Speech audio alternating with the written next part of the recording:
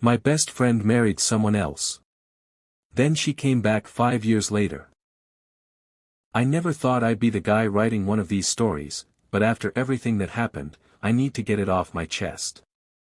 I'm a 29-year-old guy, and this story starts over 10 years ago.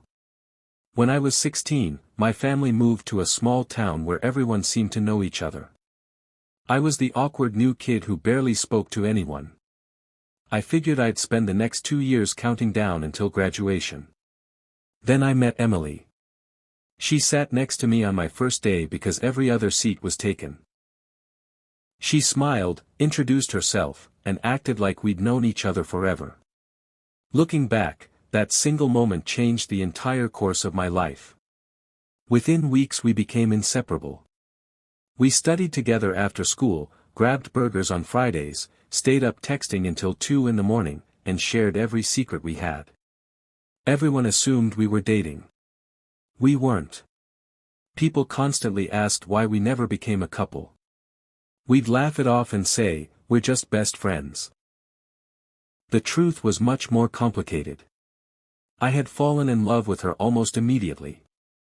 Not because she was the prettiest girl in school, although she definitely was to me, but because she made every room feel brighter. She remembered tiny details about people. She could make strangers laugh within minutes. She somehow made everyone around her feel important. The problem? I was terrified. I convinced myself that if I admitted how I felt, I'd lose my best friend forever. So I stayed quiet. Years passed.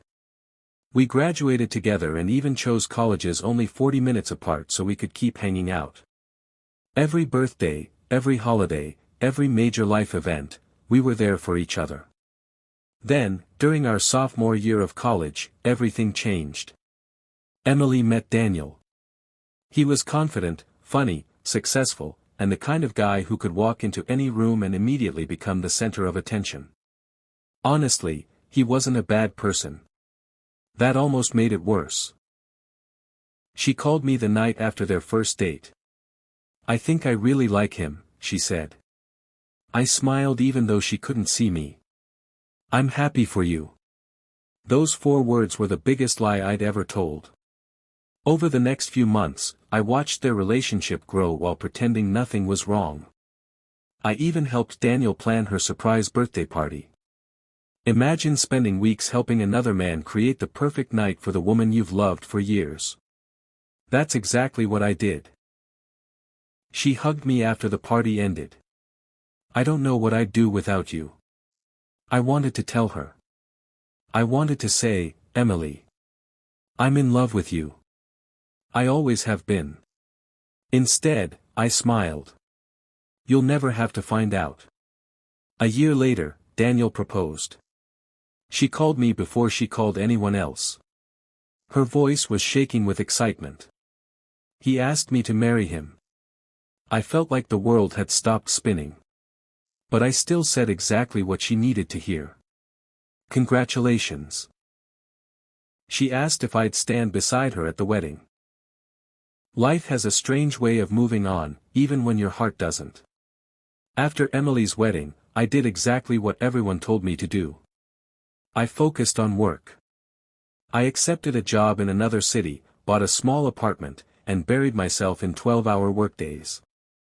If I stayed busy enough, I wouldn't have time to think about the life I thought I was supposed to have. At least, that was the plan. For the first year, Emily and I still talked almost every week. She'd call to tell me about her new house, her job, or some funny thing Daniel had done. I always listened, laughed at the right moments, and acted like hearing about their perfect marriage didn't hurt. Eventually, the calls became less frequent. Once a month. Then every few months. Then only on birthdays and holidays. It wasn't because either of us wanted to lose touch. Life simply got in the way. 5 years passed faster than I expected. I dated a few women during that time, but every relationship ended for the same reason. I never gave them all of my heart. Part of it still belonged to someone who didn't even know she had it.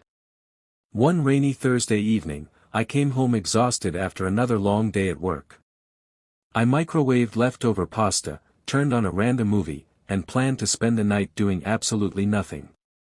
Then someone knocked on my door. I wasn't expecting anyone. When I opened it, I completely froze. Emily. She looked nothing like the woman I remembered from her wedding day. Her hair was shorter. Her eyes were red. She looked exhausted, like she hadn't slept in weeks. And standing beside her was a little girl, maybe 4 years old, hiding behind her leg while holding a stuffed rabbit. For a few seconds, neither of us said a word.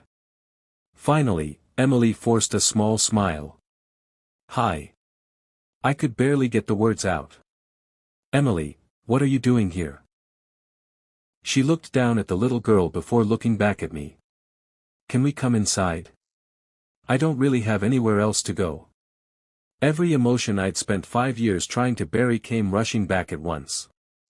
Confusion. Shock. Hope. Fear. Without saying another word, I stepped aside. Of course. The little girl quietly walked past me and sat on my couch, hugging her stuffed rabbit as if it were the only thing making her feel safe. Emily remained standing. She looked around my apartment for a moment before whispering something that made my stomach drop. "Daniel and I are getting divorced." I didn't know what to say. I'm sorry." She laughed, but it wasn't a happy laugh. "No, you're sorry because you think this just happened." She took a deep breath. "It didn't. I've been pretending everything was okay for years." The room suddenly felt much smaller. Emily sat across from me and slowly began telling me the truth she'd hidden from everyone. Daniel hadn't become abusive overnight. He hadn't changed in a single moment. It happened little by little. The criticism. The controlling behavior. The sea. Emily stared at the floor for several seconds before she finally spoke. I kept telling myself things would get better. Her voice was barely above a whisper. Every time Daniel apologized, I believed him. Or maybe I wanted to believe him. She explained that during the first year of their marriage, everything seemed perfect. They traveled together, bought their first house, and celebrated the birth of their daughter, Lily. For a while, she truly believed she had the happy ending she'd always dreamed of. Then little things started changing. Daniel became irritated over the smallest problems. If dinner was late, he'd complain. If the house wasn't spotless, he'd make sarcastic comments. If Emily wanted to spend time with friends, he'd accuse her of caring more about them than her family. None of it seemed serious on its own. But together, it slowly became her everyday life. "I stopped calling people," Emily admitted. "I stopped seeing friends. I even stopped telling my parents what was happening because I didn't want them to worry." I listened without interrupting. The woman sitting in front of me wasn't the confident, cheerful girl I'd known for years. She looked like someone who had spent years carrying a weight no one else could see. Then she looked toward the living room. Little Lily had fallen asleep on my couch, still holding her stuffed rabbit close to her chest. Emily smiled sadly. "She deserves better than the childhood I was giving her." I nodded. "She does." Emily wiped away another tear. "Last Friday everything finally fell apart. Daniel came home angry after work.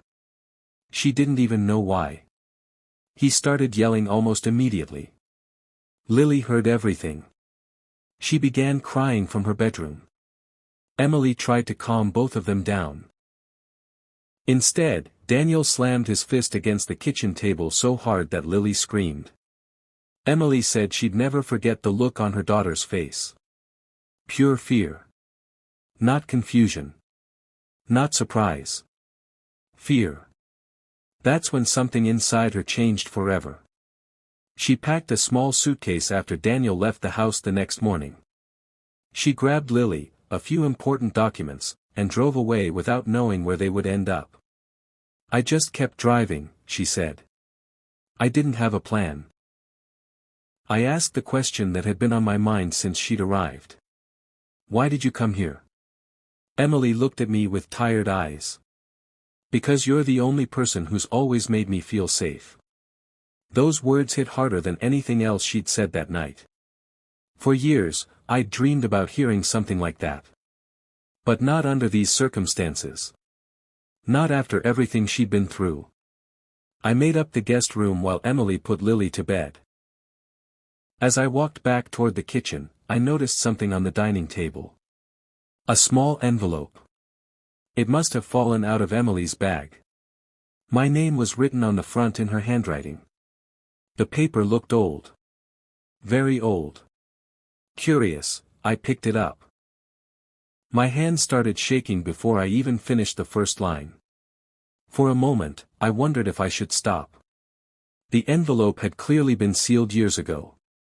Maybe it wasn't meant for me anymore. Maybe it had accidentally fallen out of an old box when Emily packed in a hurry. But my name was written on the front. So I kept reading. If you're reading this, it means I never found the courage to tell you the truth. Tomorrow I'm supposed to marry Daniel. Everyone keeps telling me how lucky I am, but there's something they don't know. I've been lying to everyone, especially to myself. The person I've loved for years isn't the man I'm marrying. It's you. I couldn't breathe. The room felt completely silent. I read the words again. Then again. For nearly 10 years, I believed I was the only one hiding my feelings. I was wrong. The letter continued. I kept waiting for you to say something. Every birthday, every late-night conversation. Every road trip, every time you looked at me and then looked away, I thought maybe today would be the day. My chest tightened. I remembered every single one of those moments. Every opportunity I'd convinced myself wasn't the right time. Every excuse I'd made because I was afraid. Emily had been waiting. And I never spoke. I continued reading. When Daniel asked me to marry him, I said yes because I thought you didn't love me. I convinced myself I'd imagined everything between us. Maybe I was just your best friend. Tears blurred the page. She had reached the exact same conclusion I had. Two people. In love with each other. Both too afraid to risk losing the friendship they already had. And because neither of us said anything. We lost everything anyway. The last paragraph hurt the most. If you ever read this, please don't hate yourself. I made my choice, and I'll live with it. I just needed someone in this world to know that, before I became someone else's wife. My heart already belonged to you. The letter ended without a signature. It didn't need one. I carefully folded it and placed it back inside the envelope. I sat alone in my kitchen for almost an hour, staring at the table. Every "what if" I'd buried over the years came rushing back. What if I'd told her the truth in high school? What if I'd confessed before college? What if I'd stopped her before the wedding? Would any of this have happened? Around midnight, I heard quiet footsteps. Emily was standing in the hallway. She noticed the envelope immediately. Her face turned pale. "You, read it." It wasn't a question. I slowly nodded. For a long moment, neither of us spoke. Finally, she closed her eyes. I thought I destroyed that years ago. I swallowed hard. You loved me. A tear rolled down her cheek. I never stopped. Before I could answer, a loud knock echoed through the apartment. 3 hard knocks. Then a man's voice from the other side of the door. "Emily. I know you're in." For a few seconds, neither of us moved. Another loud knock shook the front door. "Emily." Daniel shouted. "Please, just talk to me." Emily's face lost what little color it had left. Her breathing became quick and shallow. "I didn't tell anyone where I was," she whispered. "How did he find me?" I walked to the window and carefully pulled the curtain aside. Daniel's car was parked across the street. He was standing on the front steps with his hands in his pockets, looking exhausted rather than angry. Still, Emily instinctively stepped backward. That told me everything I needed to know. I quietly locked the deadbolt. You don't have to open the door. She looked at me, almost surprised that someone had said those words. For years, she'd been pressured to keep the peace, explain herself, and give one more chance. This time, she had a choice. Daniel knocked again. Emily, please. I know you're upset. We can fix this. She closed her eyes. That's what he always says. Minutes passed in silence. Finally, Emily took a deep breath. I don't want to spend the rest of my life hiding.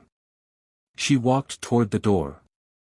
I stood beside her, ready to step in if she needed me.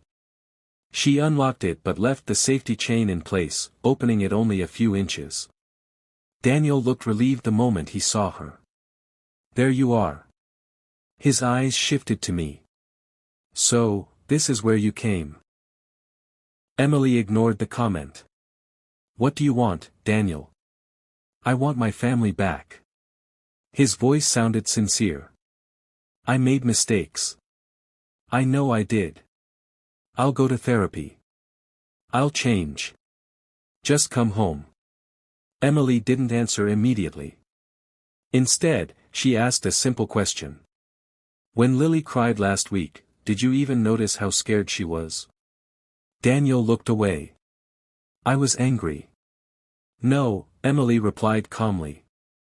You were frightening. Silence. He tried again. I never meant to hurt either of you. But you did. Those 4 words hung in the air. For the first time since arriving, Emily wasn't afraid. She was certain. Daniel looked at me again. Is this because of him? Emily shook her head. No. This is because of me. I finally realized that my daughter deserves a home where she doesn't flinch every time someone raises their voice.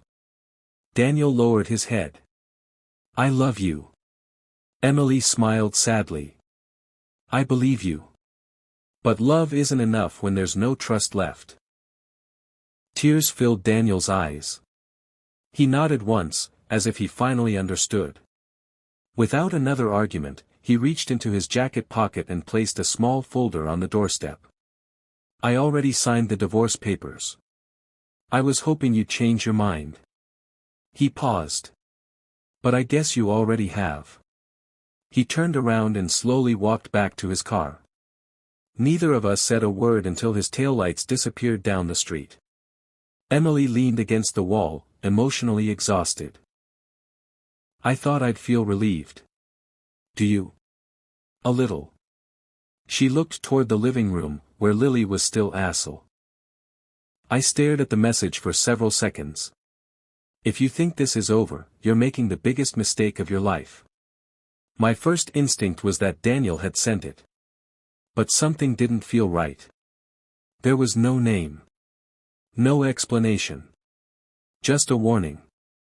I showed the message to Emily. She frowned. That's not his number. For the first time since she'd arrived, fear returned to her face. Instead of replying, I took screenshots, blocked the number, and told Emily we were going to do everything the right way. The next morning, we contacted her attorney and reported the message. They advised us to keep every piece of evidence and avoid responding if anything else happened.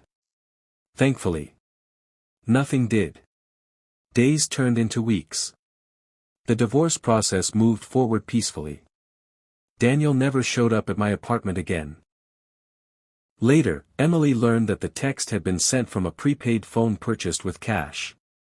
No one could prove who had sent it, but after that day, the messages stopped completely. As life slowly settled down, something unexpected happened. Our friendship returned. Not all at once. It grew through ordinary moments. Morning coffee before Lily woke up. Trips to the grocery store. watching old movies after she had gone to sleep. For the first time in years, we laughed together without pretending everything was okay. One afternoon, Lily walked into the kitchen while Emily was making dinner. She looked up at me with complete innocence. "Are you Mommy's best friend?" I smiled. "I hope so."